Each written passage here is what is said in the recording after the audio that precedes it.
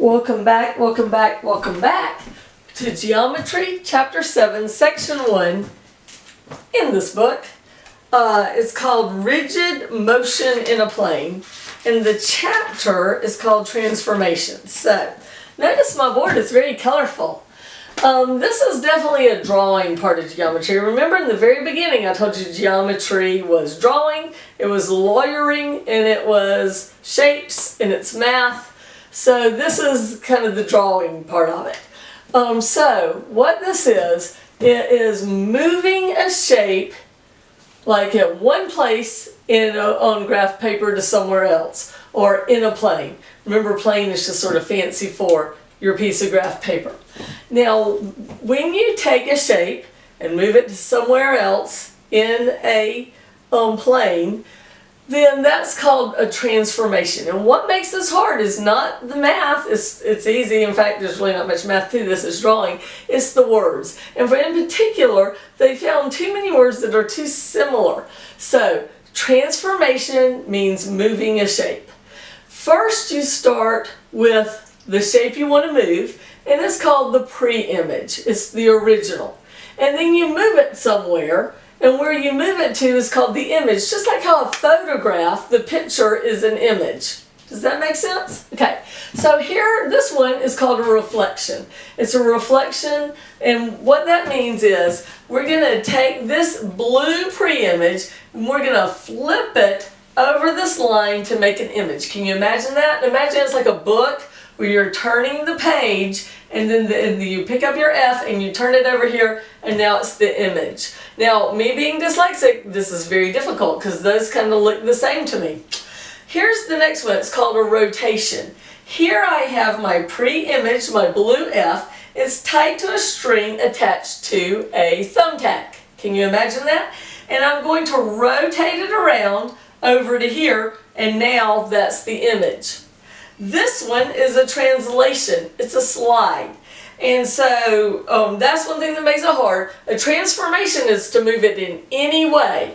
If you do what's called a translation, you're sliding it somewhere. You're not flipping it, you're not rotating it, you're sliding it. And those words are too much alike. So when they make me queen of math, we'll rename this. We'll call transformations moving things around on a piece of graph paper. And we'll call translations slides. Okay? So I'm taking my pre-image F, and I'm going to slide it down to the image F, and we're just sliding it down. Whoop! There it goes, down the board. Okay? The reason why it's called rigid motion in a plane is we're not changing the shape or the size. It's going to be the same exact. Now, my drawing might not be too exact. I tried, but it's supposed to be the same size and the same shape. So, and if it is, it's also called an isometry. Iso means same, metry, metered, measured, same measurement. It's the same size and shape. So everything we're talking about, it's rigid, it's an isometry. Later on in the book, we'll talk about what if you have a big one and a little one of the same shape.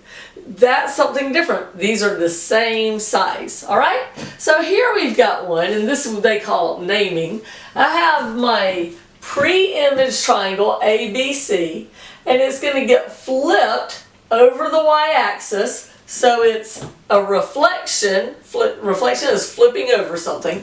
It's going to get flipped over the y-axis to be the image. And this one is triangle ABC. What's the name of this one? Well, notice when it gets flipped, A goes over here, B goes there, and C goes whoop, just right there. Those are C's. That doesn't correspond to A. You're taking this one and you're swinging it way over there. Whoop, like that. So this point is the image of C. This point is the image of A. That point is the image of B. And how you label them is with a little dash mark. It's sort of like feet and inches mark, okay? And then you call it prime. So if this is A, that's A prime. If that's B, that's B prime. If that's C, that's C prime. You can also have double prime. Later on in the chapter, we'll take it and flip it again. We'll move it somewhere else, and we can have double prime, triple prime like that. So you can have more, and then you just add more little hash marks. So, what kind of transformation is this? It is a reflection in the y-axis. That's just fancy math talk, is we flipped it over the y. We flipped it over that line. What are the image coordinates? A prime, I put double prime. Whoop, let's pretend I didn't do that. I got all excited about double primes. A prime is at 4, 1. B prime is at 3, 5. And C prime is at 1, 1. So sometimes they ask questions like that. And is triangle ABC congruent to triangle A prime, B prime, C prime? Yes, because they are isometry. They're the same size and shape. Therefore, they are congruent. Makes sense?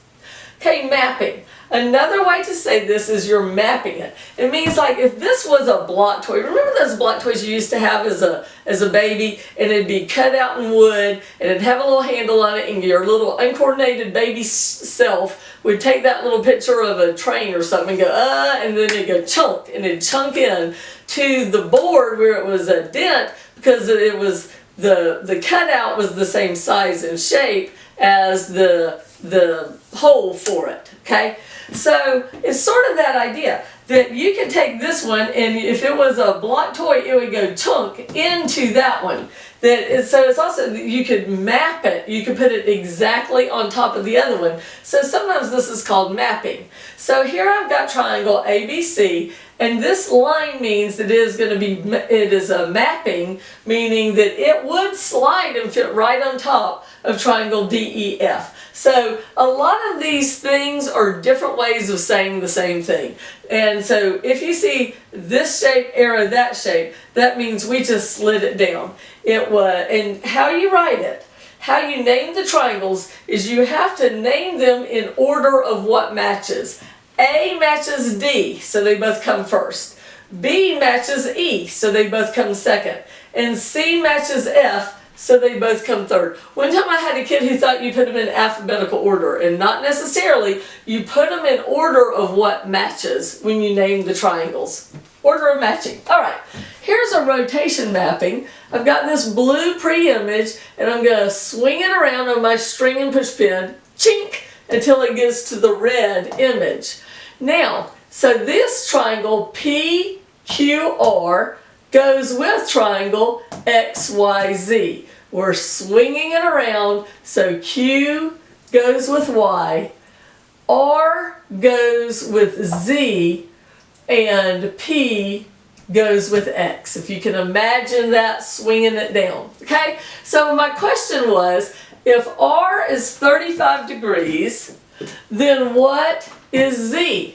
Well, we can see, because they're third, that R and Z go together, so that means Z has to be the same size and shape, so it is 35 degrees.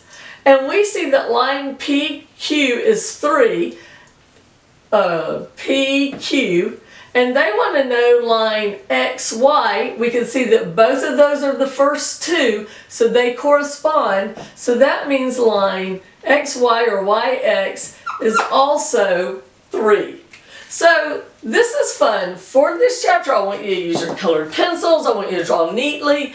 And if you're colorblind, you might have some problems with some of the problems in the book. So if you're colorblind, get help. Get your mom to help you. Get somebody who's not colorblind in your family to take a look at it. Through the years of teaching this, I've had, I think, 2 or 3 kids who are colorblind, and they get so confused. Well, which one's the pre-image and which one's the image? Because the book uses red and blue, blue for the pre-image, red for the image, and sometimes they don't tell you other than the color. So if you're colorblind, don't feel bad about it. It's the way God made you. Be proud of your colorblindness, and but you might need help.